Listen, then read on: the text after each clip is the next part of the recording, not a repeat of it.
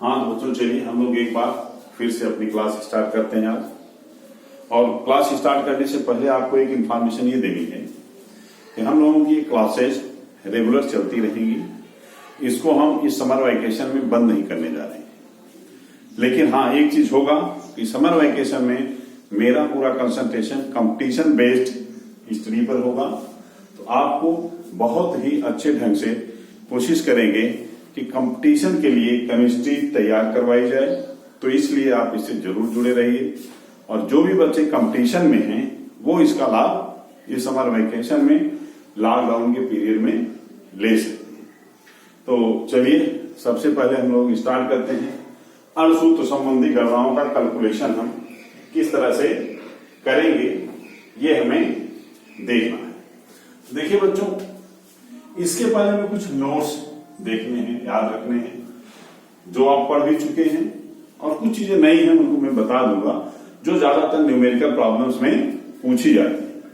जैसे contribution of particles by different part of unit cell. हर unit cell के part का आप जानते हैं कंट्रीब्यूशन अलग अलग होता है। तो इसको एक बार रिवाइज कर लेते हैं। कार्बन का कितना होता है 1/8 पढ़ चुके हैं आप, एक बार रिवाइज कर लीजिए, इस टेबल को नोट कर लीजिए।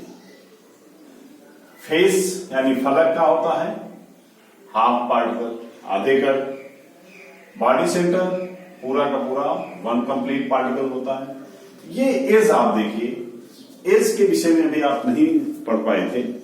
तो एज जो होता क्या है, ये जो साइड्स होती हैं इसको हम एज कहते हैं। और हर एज जो होती है, अगर आप रखेंगे क्यूब्स को तो देखिए एक क्यूब इसके इधर रखी जा सकती है, एक सामने और एक इस वाली साइड वाले क्यूब के। तो हर क्यूब का जो एज होता है वो जनरली 4 क्यूब को शेयर करता है। आप 4 क्यूब छोटे छोटे रख के भी देख सकते हैं कि हर किनारे जो हुए वो कितने को शेयर करते हैं, 4 को। तो इनका हिस्सा कितना हो जाएगा 1/4 पार्टिकल। दूसरा है डायगोनल ऑफ बॉडी डायगोनल, विकर्ण या अंतः विकर्ण। ये सब आप लोगों के लिए नया है, लेकिन कर्ण और विकर्ण आप पहले से भी जानते हैं। तो इसमें देखिए एक क्यूब बना हुआ है। तो किसी क्यूब का जो अंतः विकर्ण होता है वह 2 विपरीत कोणों को मिलाने वाली वह रेखा होती है जो अंतः केंद्र से यानी बॉडी सेंटर से होकर गुजरती है। उसी को हम विकर्ण कहते हैं। अंतः केंद्र से 2 विपरीत कोणों को मिलाने वाली रेखा को हम क्या कहते हैं, अंतः विकर्ण कहते हैं। आप देखिए जैसे एक रेड पेन से मैंने दिखाया हुआ है कि कार्नर ई, कितने कार्नर इसमें हैं, A B C D 4 corner नीचे और E F G H 4 corner ऊपर दिए गए हैं। तो ये जो कार्नर्स हैं इनमें से किसी भी 2 विपरीत कार्नर्स को बॉडी सेंटर से मिलाने वाली रेखा जो रेड लाइन है इसी को हम विकर्ण कहते हैं। तो कोणों की संख्या, कार्नर्स की संख्या कितनी होती है 8। तो विकर्ण की अंतः विकर्णों की संख्या कितनी हो जाएगी 8/2 यानी 4। किसी भी क्यूब में 8 कोने होते हैं और 4 विकर्ण होते हैं जिसको हम अंतः विकर्ण कहते हैं। कभी कभी प्रश्न को थोड़ा सा ट्विस्ट किया जाता है और फेस डायगोनल या फलक के विकर्णों की बात की जाती है। तो अब देखिए किसी एक फलक क्या होता है, एक प्लेन होता है। तो किसी फलक के फलक केंद्र से 2 कोनों को मिलाने वाली रेखा को हम फलक का विकर्ण कहते हैं। जैसे यहां पर एच सी और पी, ये क्या है, फेस डायगोनल है। तो इस तरह से हम देख सकते हैं कि विकर्णों की संख्या, अंतर विकर्णों की संख्या 4 और फलक पर उपस्थित फलक विकर्णों की संख्या 2 है। इनका अगर हम पार्टिसिपेशन देखें कणों के रूप में, तो बेटा यहां पर जो डायगोनल या बॉडी डायगोनल होता है पूरा पूरा एक कण को पार्टिसिपेट करता है, एक कण का कंट्रीब्यूशन करता है, क्योंकि बॉडी के अंदर है, जो हमारी क्यूब है उसके अंदर रहता है। लेकिन फलक 2 क्यूब को शेयर करता है, इसलिए हर फलक के अगर कोई पार्टिकल है बिगड़ के वो 1/2 कणों को शेयर करेंगे। इसको आप नोट करिए क्योंकि जो क्वेश्चंस हैं वो इन्हीं पर बेस्ड होंगे मॉलिक्यूलर फार्मूला को डिटरमिन करने के लिए। चलिए एक एग्जांपल हम लोग लेते हैं और उसको सॉल्व करते हैं। एक क्वेश्चन है, देखो सपोज करिए कोई कंपाउंड है ए और बी से मिलकर बना हुआ है। क्वेश्चन नंबर 1, कोई एक कंपाउंड है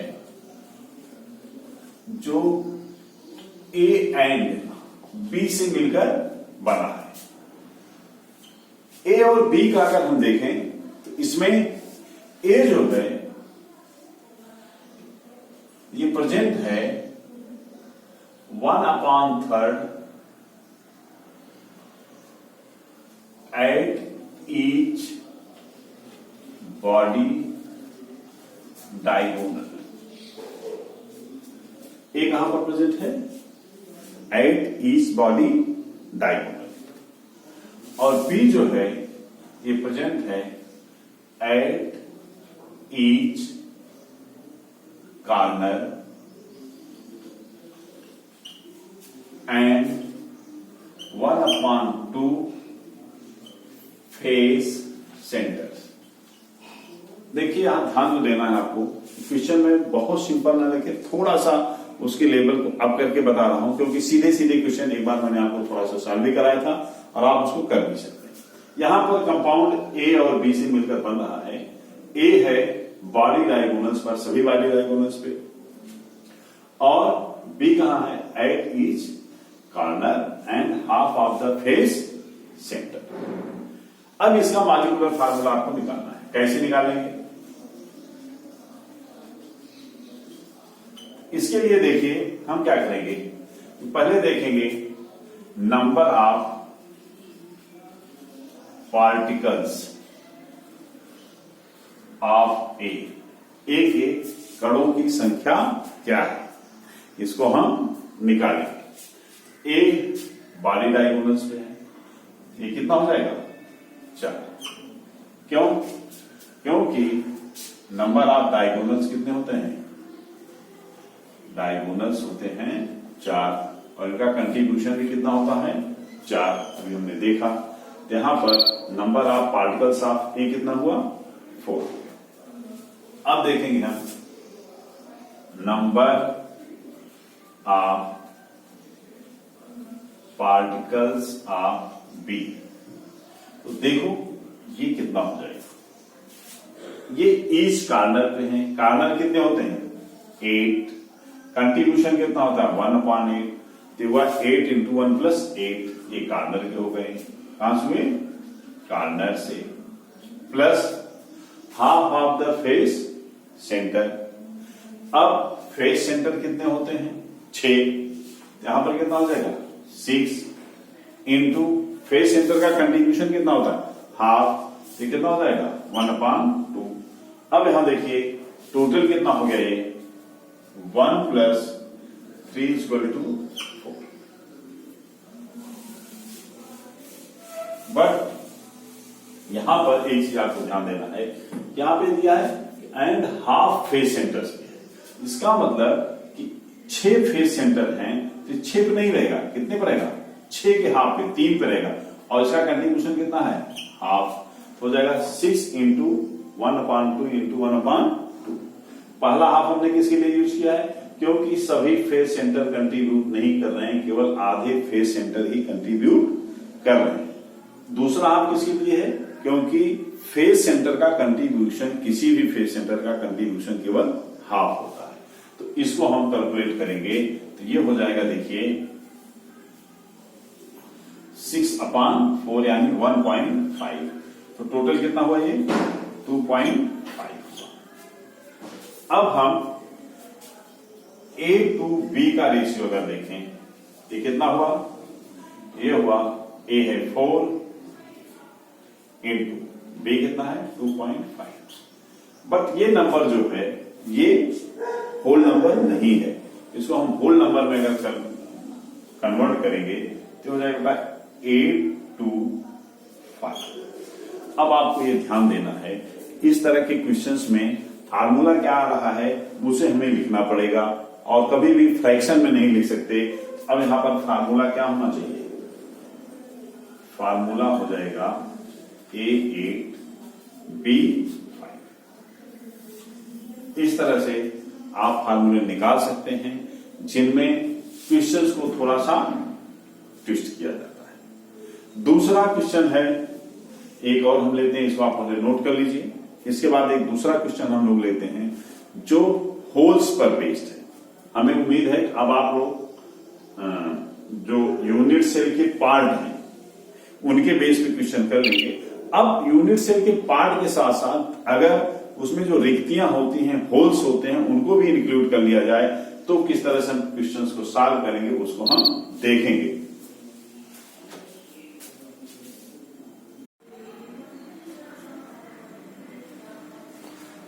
तो चलिए बच्चों, हम लोग देखते हैं एक दूसरा एग्जांपल। एल्युमिनियम का मान लीजिए एक ऑक्साइड है जिसमें एल्युमिनियम सीसीपी स्ट्रक्चर बना रहा है।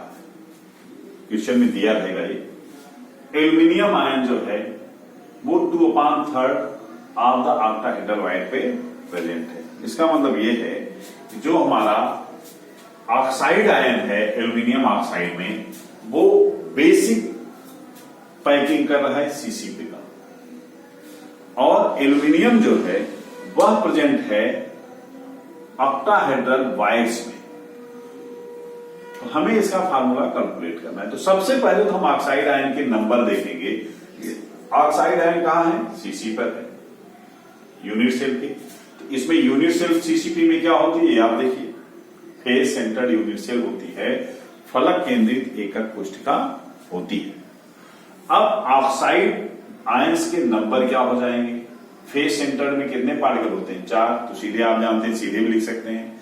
अगर आप नहीं याद है ऐसे देखिए, 8 × 1/8, 8 कार्नर पर होते हैं फेस सेंटर में, 8 × 1/8 हुआ, प्लस फेस पर होता है, हर फेस पर एक पार्टिकल होता है जिसका कंट्रीब्यूशन हाफ है।